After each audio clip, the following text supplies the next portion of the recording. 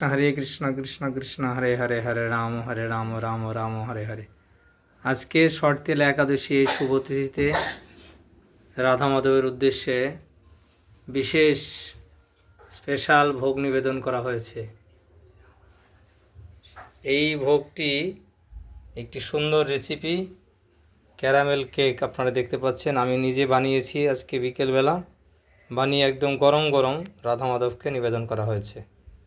তবে এটা রাধা মাধবই গ্রহণ করছেন এবং পঞ্চতত্ত্ব গ্রহণ করেছেন, জগন্নাথ বলদেব সুভদ্রা মহারানী গ্রহণ করেছেন, আর নৃসিংহদেব গোপালজিও গ্রহণ করেছেন, আর সমস্ত গুরু পরম্পরাদের মাধ্যমে এই ভোগ নিবেদন করা হয়েছে। তো আপনারা কালকে যারা আসবেন ভাগ্যবান ভাগ্যবতী, তারা সরাসরি এই রাধা মাধবের এই স্পেশাল কেক মহাপ্রসাদ পেয়ে যাবেন। আর রেসিপিটা কীরকম হয়েছে একটু কমেন্ট করে জানাবেন। দেখুন, খুব তুলতুলে নরম, কোনো কেমিক্যাল দেওয়া হয়নি, কিন্তু এটা কালারটা কিন্তু এরকম ন্যাচারাল কালার।